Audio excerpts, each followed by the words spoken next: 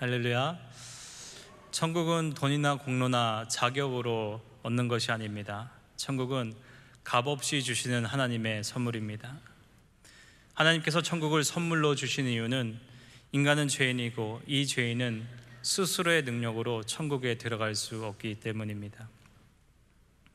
하나님은 사랑이 많으셔서 우리를 벌하시는 것을 원치 않으십니다. 그러나 그 사랑 많으신 하나님은 또한 의로우시기 때문에 반드시 우리 죄를 심판하셔야 합니다. 하나님께서 이 어려운 문제를 예수 그리스도 안에서 해결하셨습니다. 죄인인 우리를 대신하여 의인인 예수님께서 심판을 받으셨습니다. 우리에게 천국을 선물로 주시기 위하여 예수님께서 십자가에 못 박혀 죽으시고 사흘 만에 부활하셨습니다. 이 진리를 믿을 때 천국을 허락받을 수 있습니다. 이 자리에 있는 저와 여러분들은 이 진리를 믿음으로 천국을 허락받은 천국 백성이 되었습니다. 우리가 모두 천국 백성이 되었으므로 이전과 다른 삶을 살아야 합니다.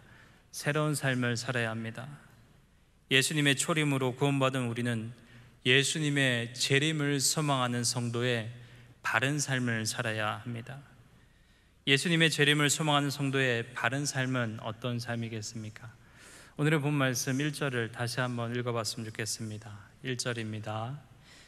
그러므로 형제들아 우리가 끝으로 주 예수 안에서 너희에게 구하고 권면하노니 너희가 마땅히 어떻게 행하며 하나님을 기쁘시게 할 수 있는지를 우리에게 배웠으니 곧 너희가 행하는 바라 더욱 많이 힘쓰라. 아멘. 중간 부분부터 제가 다시 한번 읽어보겠습니다. 하나님을 기쁘시게 할 수 있는지를 하나님을 기쁘시게 할 수 있는지를 우리에게 배웠으니 곧 너희가 행하는 바라 더욱 많이 힘쓰라. 아멘. 예수님의 초림으로 구원받은 우리는 예수님의 재림을 소망하는 성도의 바른 삶을 살아야 합니다. 사도 바울은 예수님의 재림을 소망하는 성도의 바른 삶의 특징을 하나님을 기쁘시게 하는 삶이라고 말하고 있습니다. 하나님의 기쁨이 되는 삶을 사는 것이 예수님의 재림을 기다리는 성도의 바른 삶입니다. 그렇다면 좀 더 구체적으로 하나님의 기쁨이 되는 삶은 어떤 삶이겠습니까? 가장 중요한 것은 매일의 삶 속에서 거룩을 회복하는 것입니다. 이것이 하나님의 기쁨이 되는 삶이고 재림을 기다리는 성도의 바른 삶입니다. 이러한 삶을 살아가는 저와 여러분들 되길 소망합니다. 오늘의 본 말씀도 이것을 우리에게 말하고 있습니다. 데살로니가 교회는 사도 바울의 2차 선교 여행 중에 세운 교회입니다. 사도 바울이 데살로니가 있는 회당에서 복음을 전했습니다. 그때 회심한 성도들이 있었습니다. 사도 바울은 이들을 모아 열심히 말씀을 가르쳐서 데살로니가 교회를 든든히 세우고자 했습니다. 그런데 사단이 역사합니다. 그 지역에 살던 유대인들이 사도 바울을 죽이려고 했습니다. 때문에 사도 바울은 급히 도망쳐야 했습니다. 처음에는 베레아로, 다음에는 아덴까지 도망을 쳤습니다. 데살로니가 성도들은 신앙교육을 충분히 받지 못했습니다. 말씀으로 든든하게 세워도 모자를 파내 목회자도 없고 말씀 교육도 충분히 받지 못한 상황이었습니다. 때문에 데살로니가 교회는 언제 와야 될지 모릅니다. 그렇게 사도 바울은 데살로니가 교회에 대한 걱정이 많았습니다. 데살로니가 교회로 다시 가려고 여러 차례 시도했습니다. 그러나 사단이 이를 막았다 성경이 말하고 있습니다. 사도 바울은 교회의 사정이라도 알아보기 위해서 디모데를 파송합니다. 디모데가 돌아왔을 때 사도 바울이 염려했던 것과 달리 대체적으로 기쁜 소식을 전했습니다.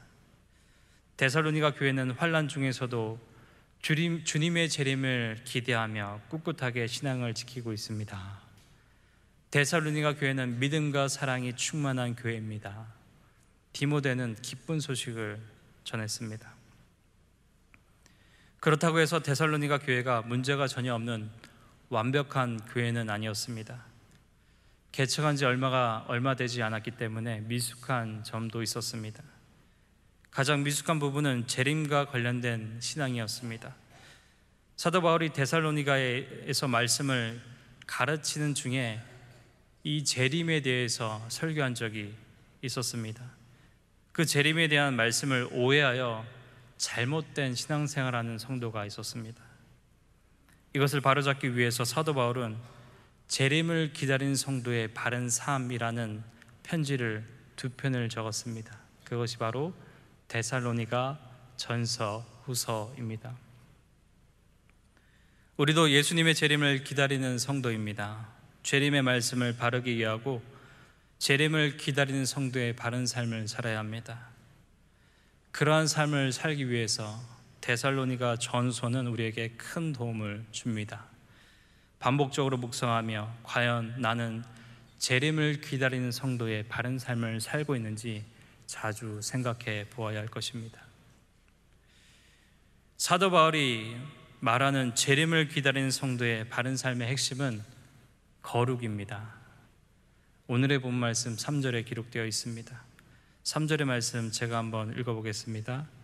하나님의 뜻은 이것이니, 하나님의 뜻은 이것이니 너희의 거룩함이라. 이 데살로니가 전서 1장부터 3장까지는 격려와 거짓 소문에 대한 해명, 그리고 근황에 대해서 소개하는 내용입니다. 정말로 하고 싶은 말은 4장부터 나옵니다.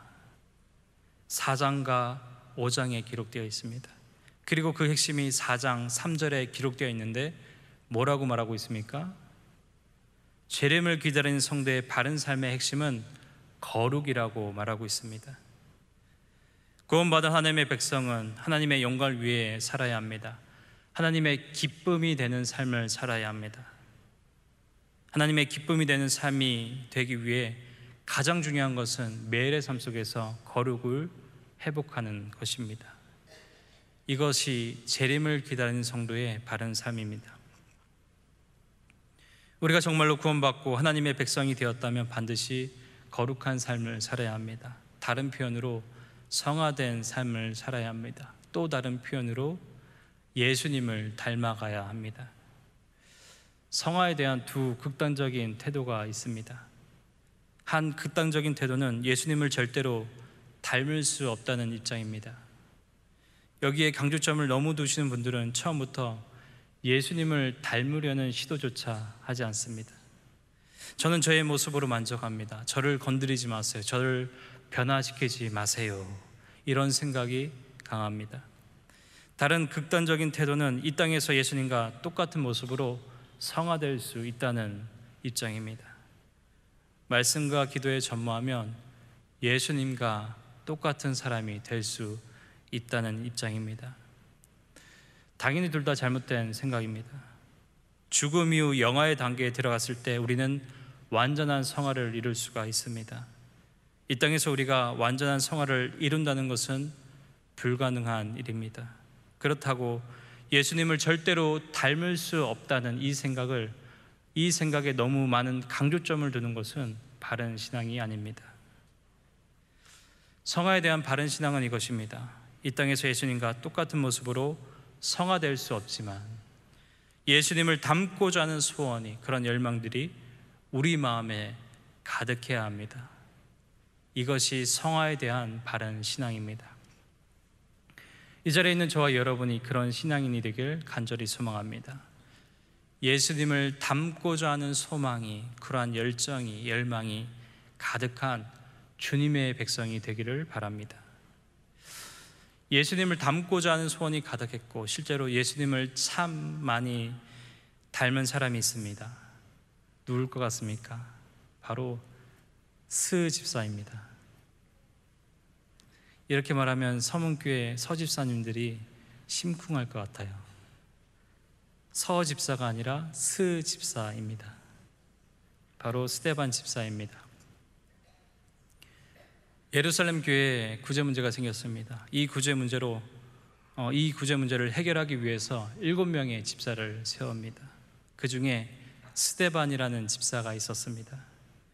스데반에게는 은혜와 권능이 정말로 충만했습니다. 얼마나 충만했는지 사도들이 행하는 기적도 행하는 적이 많았습니다. 한 번은 스데반이 회당에서 복음을 전했습니다. 그리고 유대인들과 논쟁이 벌어졌습니다. 그 논쟁이 격렬해지자 그 자리에서 순교하는 일이 벌어집니다. 유대인들이 돌로 스데반을 치는 겁니다. 스데반이 돌에 맞아 죽어가며 했던 말을 기억하십니까? 사도행전 7장 60절에 이렇게 기록되어 있습니다. 주여, 이 죄를 그들에게 돌리지 마옵소서. 주여, 이 죄를 그들에게 돌리지 마옵소서. 스데반이 했던 말을 들으면 연상되는 분이 있지 않습니까? 바로 예수님입니다. 예수님께서 십자가에 못 박혀 돌아가시면서 하셨던 말씀이 있습니다. 누가복음 23장 34절의 말씀입니다. 아버지, 저들을 사하여 주옵소서. 자기들이 하는 것을 알지 못함이니이다. 아버지, 저들을 사하여 주옵소서. 자기들이 하는 것을 알지 못함이니이다. 스데반이 마지막으로 했던 말과 예수님께서 마지막으로 했던 말씀이 동일합니다. 스데반은 예수님을 닮고자 하는 소원이 가득했고 실제로 예수님을 가장 많이 닮은 사람이 되었습니다. 예수님을 닮는다는 것은 불가능한 일이 아닙니다. 하지만 예수님을 닮고자 하는 갈망과 열정이 없는 교인들에게는 불가능한 일입니다. 우리에게 가장 필요한 것은 예수님을 닮고자 하는 소원이, 그러한 갈망들이, 그러한 열망들이 우리 안에 가득해야 합니다. 그러한 갈망이 가득할 때 우리는 스데반 집사처럼 예수님을 참 많이 닮은 성도가 될 수 있을 것입니다. 인천 상륙 작전 다들 아실 겁니다. 북한군이 남침했을 때 유엔군이 인천에 상륙하여 전세를 뒤엎었던 전투였습니다. 저는 사실 이 인천 상륙 작전에 대해서 이 정도로 알고 있었습니다. 북한군이 남침했을 때 인천에 상륙하여 전세를 뒤엎은 전투. 그런데 많은 사람들이 이 정도로 알고 있는 것 같습니다. 최근에 인천 상륙 작전이라는 영화가 나왔습니다. 그 영화가 나오면서 이 전투의 비화들이 많이 소개되었습니다. 유엔군 총사령관 메가더 장군이 계획한 인천 상륙 작전은 성공할 확률이 5,000분의 1이었다고 합니다. 역사상 가장 위험한 전투이기 때문에 미군 합동참모본부와 미군 해군은 이 작전을 격렬하게 반대했다고 합니다. 반대한 첫 번째 이유는 수로가 좁아서 261척이나 되는 배가 신속히 이동하기가 어려웠기 때문입니다. 물 위에도 지뢰가 있죠. 기뢰가 떠 있다면 당연히 작전 실패입니다. 반대한 두 번째 이유는 상륙 가능한 시간이 너무 짧기 때문입니다. 조수 간만의 차이가 너무나 심해서 인천 앞바다에 상륙 가능한 시간이 단 2시간이라고 합니다.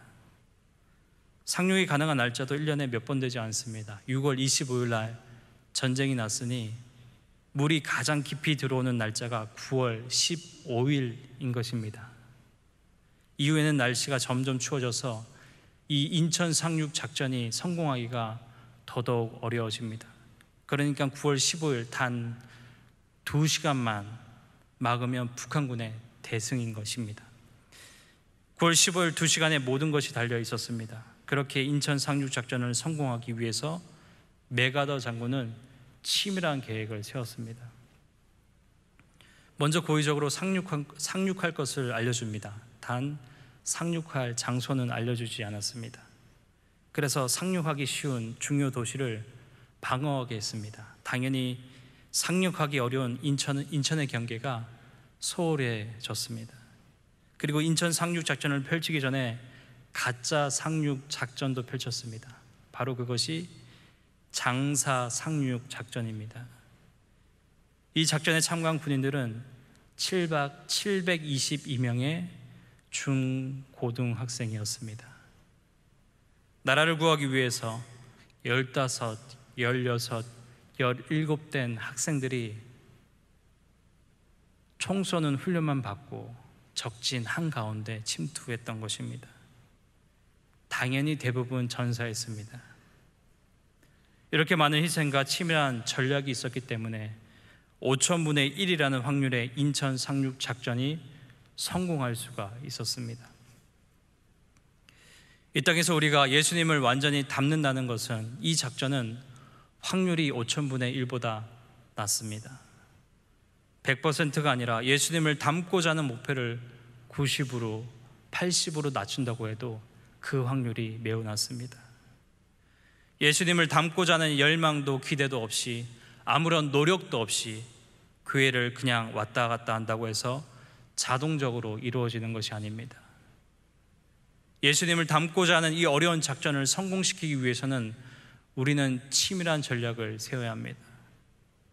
두 가지 전략을 세워야 합니다. 그 첫 번째로, 죄에 대해서 단호해야 합니다. 제가 유혹할 때 단호하게 끊어 예수님을 닮아가야 합니다. 구약에서 죄에 대해서 단호했던 대표적인 인물은 애굽의 총리 요셉입니다. 형들의 손에 애굽으로 팔려 보디발의 집에 종이 되었습니다. 워낙 용모가 빼어난지라 보디발의 아내가 눈길을 주기 시작했습니다. 그러다가 동침할 것을 요구합니다. 이때 요셉은 단호하게 말합니다. 안 됩니다. 죄입니다. 요셉은 죄에 대해서 아주 단호했습니다. 한 번만 그랬던 것이 아니라 보디발의 아내가 동침할 것을 요구할 때마다 죄에 대해서 단호했습니다. 안 됩니다. 죄입니다. 창세기 39장 10절을 보니 듣지도 않았다고 합니다. 혹시나 싶어 보디발의 아내를 고의적으로 피해 다녔습니다. 한 번은 보디발의 아내가 옷을 잡고 동침할 것을 요구하자 옷을 벗고 그 자리에서 도망을 칩니다. 요셉은 죄에 대해서 처음부터 끝까지 단호하게 행동했기 때문에 하나님 앞에서 범죄하지 않았던 것입니다. 반대로 삼손은 죄에 대해서 단호하지 않았기 때문에 범죄할 수밖에 없었습니다. 어느 날 삼손이 부모님께 결혼하고 싶다고 했습니다. 그런데 그 결혼하고자 하는 여자는 블레셋 여자였습니다. 이방인 여자였습니다. 부모님 펄쩍뛰며 이방 여인은 안 된다고 했습니다. 그래도 소용이 없었습니다. 삼손은 반드시 그 이방 여인과 결혼해야 했습니다. 삼손이 이방 여인과 결혼하는 이 죄를 지은 이유는 죄에 대해서 단호하지 않았기 때문입니다. 별일이 있겠어 하는 마음으로 블레셋에 갔습니다. 블레셋 처녀를 받더라도 마음을 뺏기기 전에 단호하게 돌아서야 했습니다. 그러나 그러지 못했습니다. 죄에 대하여 단호하게 행동하지 않았기에 삼손은 죄의 구덩이에 빠지게 된 것입니다.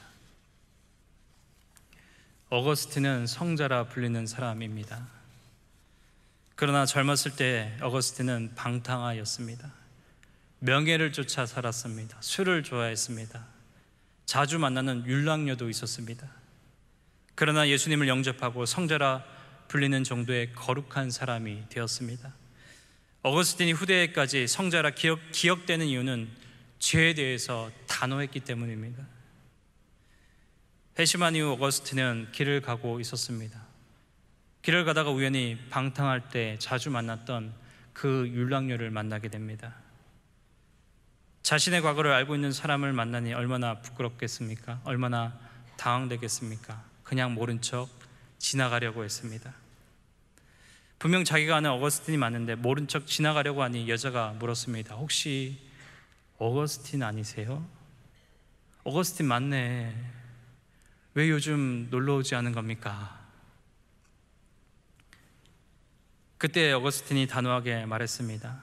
당신이 그때 알던 어거스틴은 죽었습니다. 그러고 지나갔다고 합니다. 오랜 방탕의 생활이 있었음에도 불구하고 믿음의 후손들에게 어거스틴이 성자라 기억되는 이유는 회심한 이후 죄에 대하여 항상 단호하게 행동하였기 때문입니다. 저와 여러분도 그 뜻 그대로 성도가 되기 위해서 어떻게 해야겠습니까? 죄에 대해서 단호하게 행동해야 합니다. 주일에 놀러 가자고 하는 친구가 있다면 어떻게 말해야겠습니까? 주일에 놀러 가는 정대하는 죽었습니다. 오래전에 자주 술잔을 기울였던 친구가 한잔하자고 연락이 오면 어떻게 말해야겠습니까? 당신과 술 마시던 정대하는 죽었습니다. 오해하지 마세요. 저는 술 친구가 없습니다. 목사님과 성경 공부하는 시간인데 지인들이 단풍놀이를 가자고 하면 어떻게 대답해야겠습니까?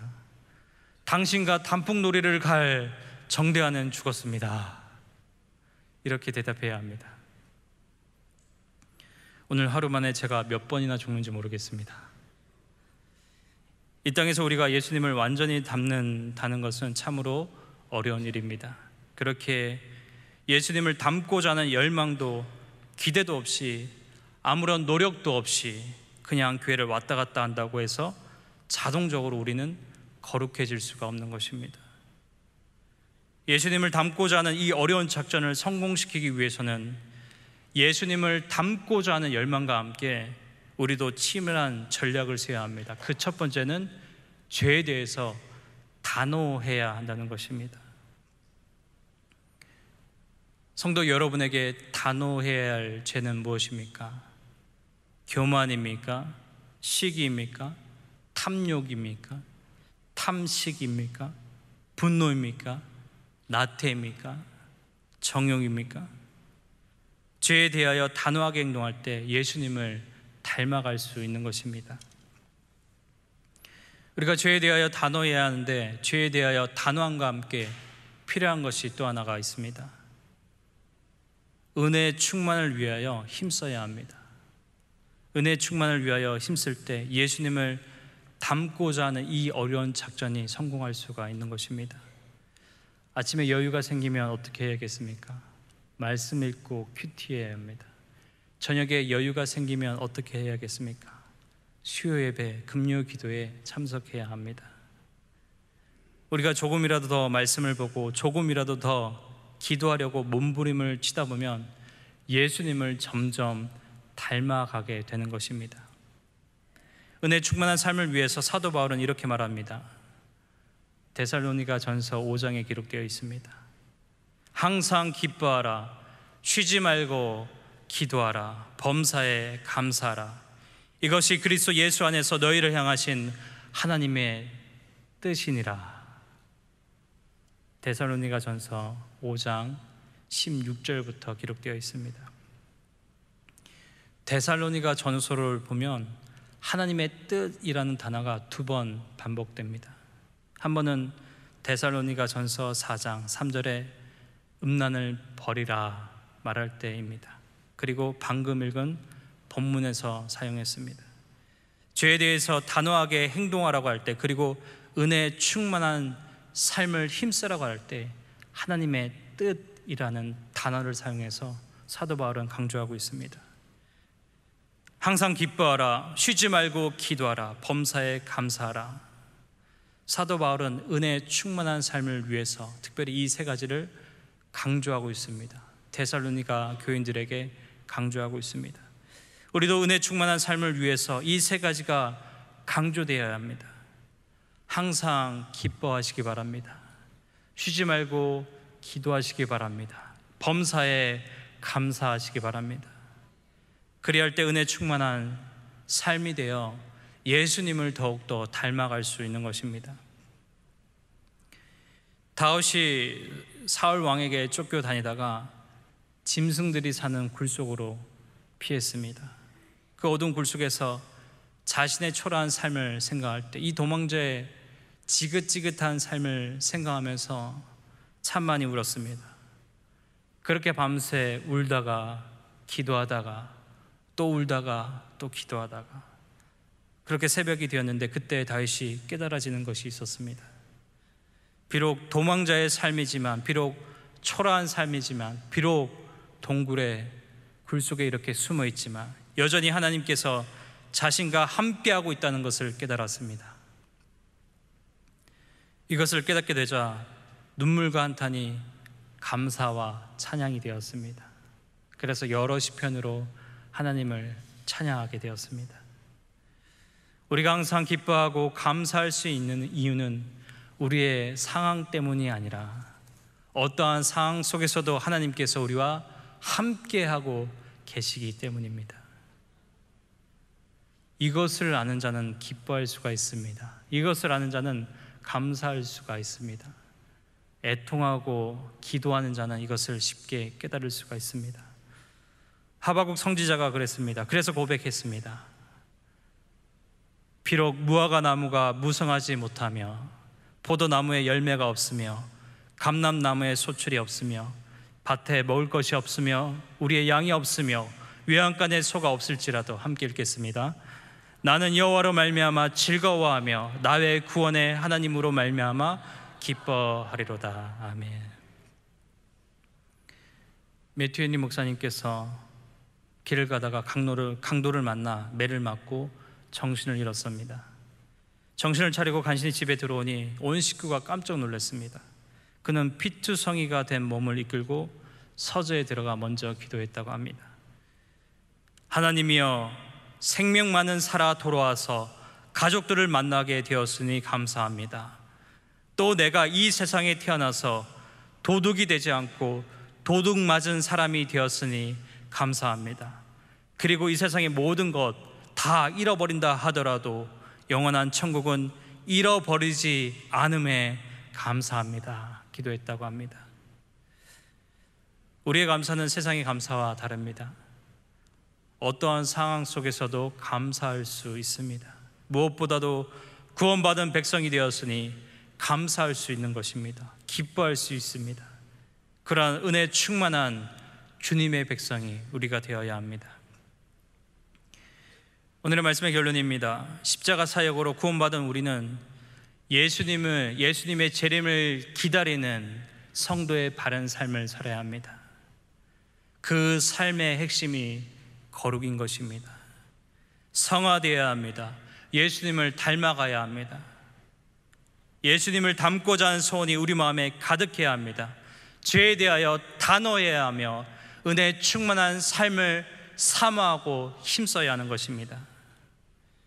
예수님을 닮고자 하는 소원이 충만하고 죄에 대하여 단호하며 은혜 충만을 위하여 늘 힘쓰는 저와 여러분들 되길 소망합니다.